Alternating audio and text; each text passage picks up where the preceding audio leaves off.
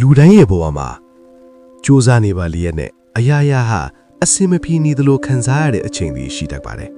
။စီဝါရီလမ်းကြောင်းနှိပိတ်နေတာအိမ်တွင်းရင်မตายရတာဒါမှမဟုတ်အကြောင်းပြချက်မရှိပဲစိတ်မကြည်မလင်ဖြစ်နေတာမျိုးပေါ့။ဒါဟာတင်းစီကိုဝင်လာမဲ့လက်လာပါနဲ့ကံကောင်းခြင်းတွေကိုတခုခုကပိတ်ဆို့နေလို့ဖြစ်နိုင်ပါတယ်။အမှန်တော့ကံပွင့်ဖို့ဆိုတာအဝေးကြီးမှာရရသွားချီနေကိုမလိုပါဘူး။တင်းရဲ့နေ့စဉ်ဘဝတွေကတင်းငယ်တဲ့အလေးကျင့်လေးတွေကိုပြုပြင်လိုက်အောင်နဲ့တင်တင်းအိမ်ရဲ့စွမ်းအိမ်တွေပြောင်းလဲသွားနိုင်ပါတယ်။ဒီနေ့မှာတော့အိမ်မာရင်လက်တွေ့လူဆောင်နိုင်တဲ့ဖုံးကန်တိုးစင်မဲ့အလေးအကျင့်၅ခုကိုဖျော်ပြသေးသွားပါမယ်။အချက်တစ်နနက်ခင်းသလင်းရောင်နဲ့လေကောင်းလေတန့်နေထွက်လာတဲ့အချိန်မှာ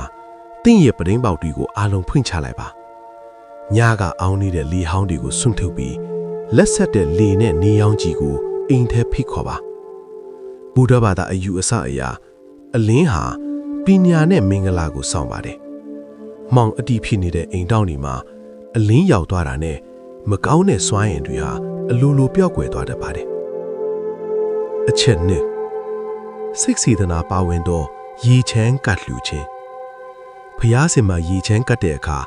ဝတ္တရားအရာကတ်တာမျိုးမဟုတ်ဘဲအာယုံဆိုင်ပါရေခွက်သေးကိုရေထည့်တဲ့အခါဖိတ်စင်မသွားအောင်ရေမြင့်တဲ့ပြင်လေးတီငိမ့်နေအောင်ဖြည်းဖြည်းချင်းလောင်းထည့်ပါတီငိမ့်ပြီးပြည့်လည်နေတဲ့ရေဟာတင့်ရဲ့စီးပွားဥစားကိုအတိနမိတ်ဆောင်ပါလေငါဘဝဟာဒီရေအေးလေးလိုအေးမြပါစေဒီရေလိုပဲပြည့်စုံပါစေဆိုတဲ့စိတ်နဲ့ကတ်လူကြည့်ပါအချက်သုံးနှုတ်ထွက်စကားဖြင့်မေတ္တာလိုင်းလွှမ်းခြင်းအိမ်တအိမ်ရဲ့ကံကစားတာဟာအိမ်သားလူရဲ့နှုတ်ထွက်စကားပေါ်မှာအများကြီးမူတည်ပါတယ်။အိမ်ထဲမှာဆဲဆိုတာညီးတွားတာကတောက်ကစားဖြစ်တာတွေဟာဖုံးကန်ကိုအနှိမ်ဆုံးရောက်စေပါတယ်။နနက်ခင်းမှာအိမ်သားအချင်းချင်းမေတ္တာစကားပြောပါ။အိမ်ကိုအေးချမ်းတဲ့နေမြေဖြစ်အောင်ဖန်တီးပါ။မေတ္တာရှိတဲ့နေရာမှာနှကောင်းနှမျက်တွေကအမြဲဆောင်ရှောက်တတ်ကြပါတယ်။အချက်၄စွန့်ပြေရမယ့်အရာတွေကိုဖယ်ရှားခြင်း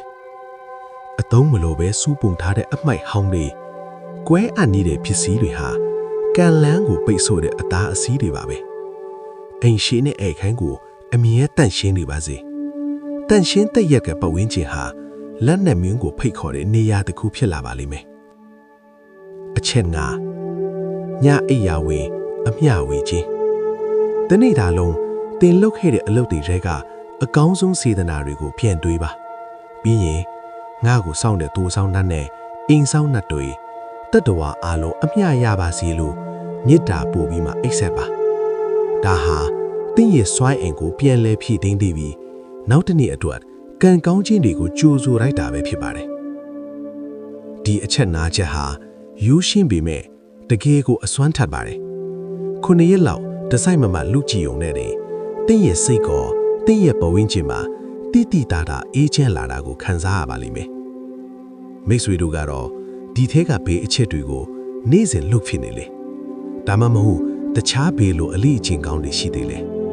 comment မှာအချင်းချင်းကုတူဖြစ်ဝီလမြပေးသွားကြပါအောင်အားလုံးပဲစိတ်အချမ်းသာခြင်းကိုယ်ဤချမ်းသာခြင်းနဲ့ပြည့်စုံပြီးကံလန်းပွင့်လက်လာပါပွင့်ကြပါစေ